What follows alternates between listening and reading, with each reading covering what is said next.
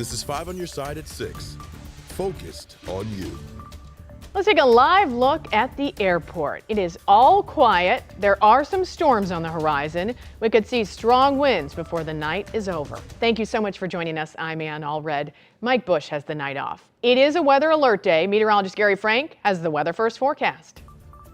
Yeah, good evening, Ann, and good evening to you. We've got clouds outside over the airport, but nothing is imminent right now. Over the next couple of hours, we're going to stay pretty dry, and the rest of the evening is fine. But it's overnight as we get later, especially past sunset, that our threat goes up. Right now, we've been monitoring the progress of this cold front, which has now started to fire up a few severe thunderstorms, even from Lexington, Odessa, and just past Harrisonville. This is the cold front. You can really see that on radar right now, and it is the focal point and the reason for a severe thunderstorm watch. Now, most of our area, our viewing area, is not included in that except Phelps County, and you'll start to see that here at the bottom of your screen. That's until midnight tonight. For the most part, though, I think our severe threat is on the lower side due to the timing. We're going to start that at 10 o'clock and go all the way through 3 o'clock as this cold front arrives late tonight. We can expect 40 to 60 mile an hour wind gusts, and this is something that you'll likely hear into the overnight hours as our higher wind threat is going to be the southwest, and especially in central Missouri.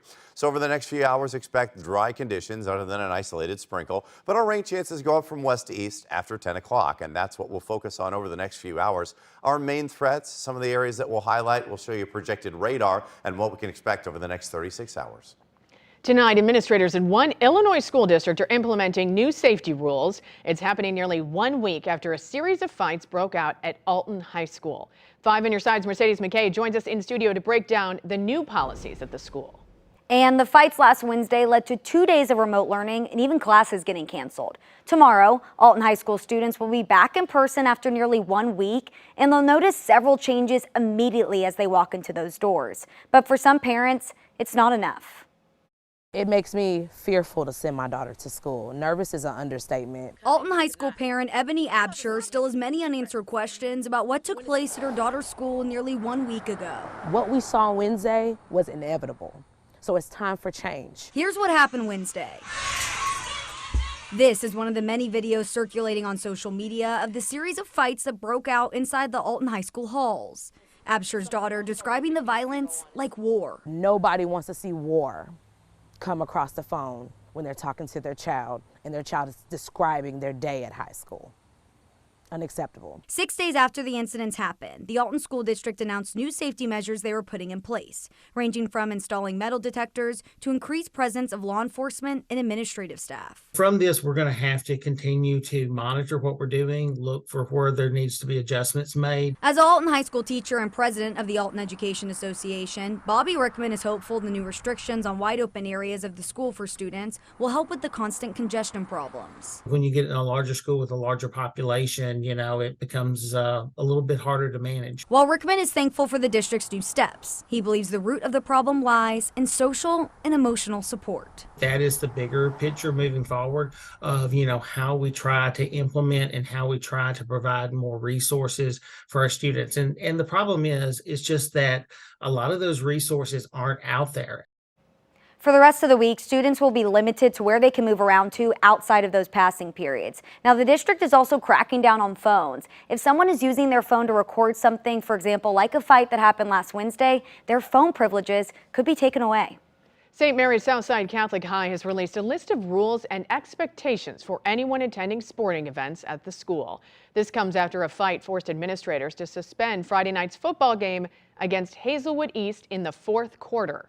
The school posted a message on social media saying those involved in the fight were not affiliated with St. Mary's and no one was seriously hurt. This Friday's football game will be moved to Waterloo to give St. Mary's time to update the security plan. It is a painfully slow recovery for an entire healthcare system in Illinois after a cyber attack affected its software. The Hospital Sisters Health System has 4 hospitals in our area. Our Justina Cornell joins us live from one in Highland, Illinois with the latest. Justina. Yeah, and so it's been more than a week since this all happened, impacting hospitals like St. Joseph's. But things are slowly starting to improve day by day. Thank you for calling St. Joseph's Hospital in Highland, Illinois. Phone lines have been restored at HSHS Hospital System more than a week after a cybersecurity incident affected clinical operations and communication systems. I was advised by our IT department that there had been a possible cyber attack on the hospital. Because I'm also the public safety director, we were rerouting certain patients to other hospitals because of the equipment issues with the hospital. Highland Police Chief Carol Presson instantly thought of patients. Because we do run ambulance here, and so we wanted to make sure that they were all taken care of. Right now, HSHS says hospitals and emergency departments remain open.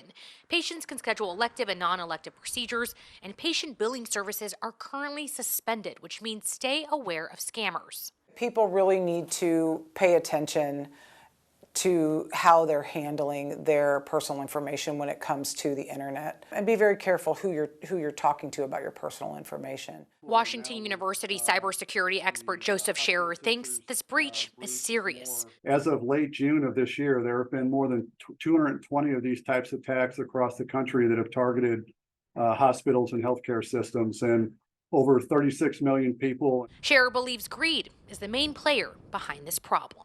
The illicit cybercrime economy is about $1 trillion a year.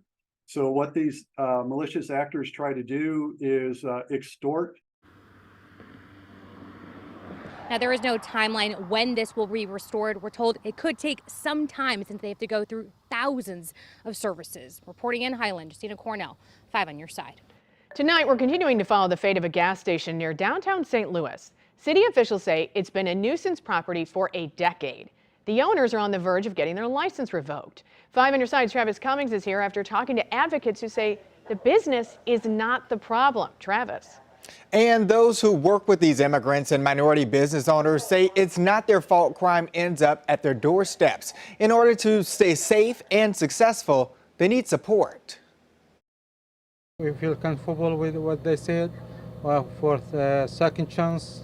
The owners of the BP gas station at the corner of Shoto Avenue and 14th Street are making progress in order to keep their license. We will fix every issue they're talking about.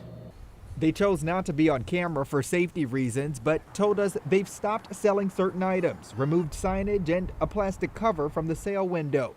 These were all issues brought up during a Board of Adjustment meeting last week. The city says the business has been a magnet for criminal activity. Shutting down that gas station on Shoto, shutting down any number of clients that I've had that have been shut down, has not changed the crime rate in those areas one bit. Attorney Jake Hansler has had about 30 of these cases go in front of the board. He feels like the immigrant and minority business owners bring with them a hard work ethic that goes unnoticed. What they don't have is kind of the knowledge of some of the rules, the regulations. They don't have the English language or some of the social skills that allow them to become integrated into the neighborhood. Mayor Tashara Jones has been working to bridge the gap through the Office of New Americans in the works. The city says it'll connect immigrants to appropriate city departments, educate employees on the unique needs and how to best serve the group, and analyze language access needs. Wherever you set up shop, you're adding to the economic development of that neighborhood. But there's no credit for that. And so that is why it's necessary that we create spaces for advocacy. Like Kansler, Moji Siddiqui with the International Institute feels like it's an effort that's long overdue. We need to hurry up.